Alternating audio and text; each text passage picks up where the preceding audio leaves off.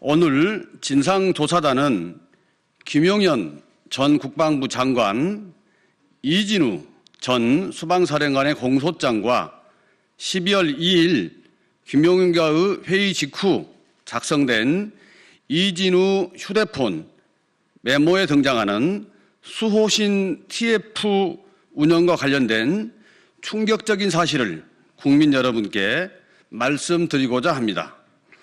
지금 말씀드리는 내용은 계엄 일주일 뒤인 지난 12월 10일 국회 국방위원회 현안 질의에서 계엄을 몰랐고 TV 보고 알았다 하는 이진우 전 수방사령관의 거짓 주장을 본 관계자가 용기를 내어서 제보해 주신 내용과 내부 증언, 관련 자료를 종합해 파악한 내용입니다. 구체적인 내용을 말씀드리겠습니다.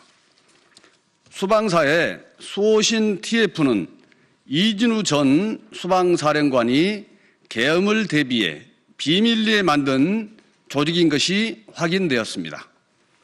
첫째, 이진우 전 사령관은 2024년 2월 1 경비단장에게 수호신 TF라는 조직의 설치를 지시했습니다.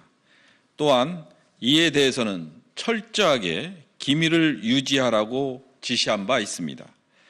그 지시에 따라 수호신 TF 설치 당시 어떠한 공식 문서도 작성하지 않았고 사령관은 몇몇 관계자끼리만 수기로 작성된 문건을 보고받는 형식을 취했습니다.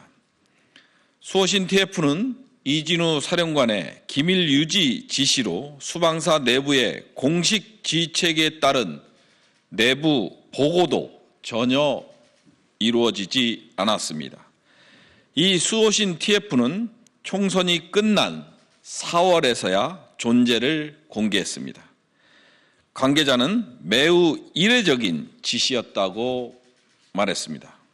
둘째, 이진우 전 사령관은 첩보에 의하면 총선 전에 북한에 의한 도발이 있을 것이라는 허위 명분을 내세워 설 연휴부터 총선 이후까지 수호신 TF의 대비 태세를 유지시켰습니다.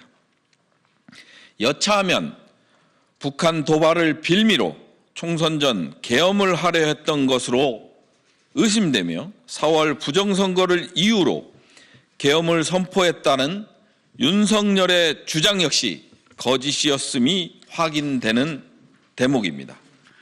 12.3 계엄 당일 이진우 전 사령관은 21시 48분경 1경비단장에게 상황이 있는 것 같으니 소집할 준비를 하고 사령부로 들어오라라고 지시를 했고, 지시를 받은 1경비단장은 21시 51분경 1경비단 작전과장에게 전화하여 상황이 있는 것 같으니 대대장과 주요 지휘자를 소집하고 수호신 TF도 소집하라고 지시했습니다.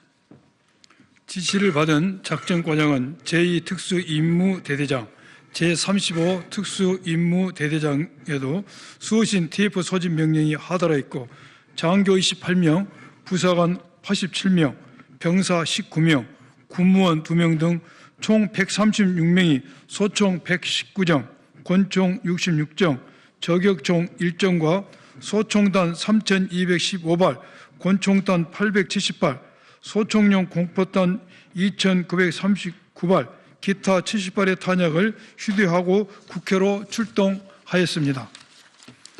이진우 전 사령관과 수방사 수호 TFC의 이러한 정황은 12.3 내란 시도가 단순한 우발적 사건이 아닌 국회 단장까지 사전에 확인하는 등 치밀하게 준비된 쿠데타 시도였음을 명백히 보여줍니다. 또한 군 병력을 동원한 쿠데타 계획이 적어도 지난 2024년 2월부터 체계적으로 준비되었고 총선 직전 본격적으로 움직이려 했던 의심 정황도 드러났습니다. 지난 2024년 3월 김용현 경호처장 공간에서 이진우 전 수방사령관과 곽종우 전 특정사령관이 모임을 가진 것이 확인됐으며 최혜병 사건으로 궁지에 몰린 윤석열은 총선 전 북한의 도발에 예상된다면서 북풍몰이의 한창이었습니다. 검찰의 공소장에 의하면 윤석열은 3월 말에서 4월 초 시국이 걱정된다고 하면서 비상 대권을 통해 헤쳐나가는 것밖에는 방법이 없다고 말했다고 합니다.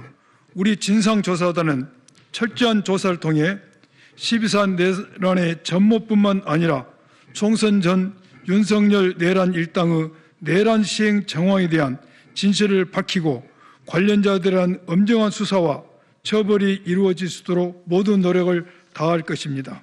다시 한번 민주주의를 수호하기 위해 힘을 모아주신 국민 여러분께 깊은 감사를 드리며 우리 더불어민주당 윤석열 내란 진상조사단은 앞으로도 진실을 밝히는 일에 한치의 흔들림도 없을 것을 약속드립니다. 감사합니다.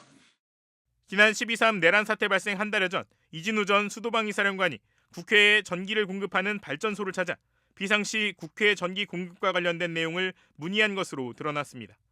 MBC가 입수한 자료에 따르면 당시 여의도를 관할하는 수방사 소속 부대인 육군 제7688 부대는 지난해 10월 18일 국회와 한국전력, 영등포구청 등의 사회기반 시설 통합훈련 협조 토의 및 방호협의회 시행이라는 제목의 공문을 보냈습니다.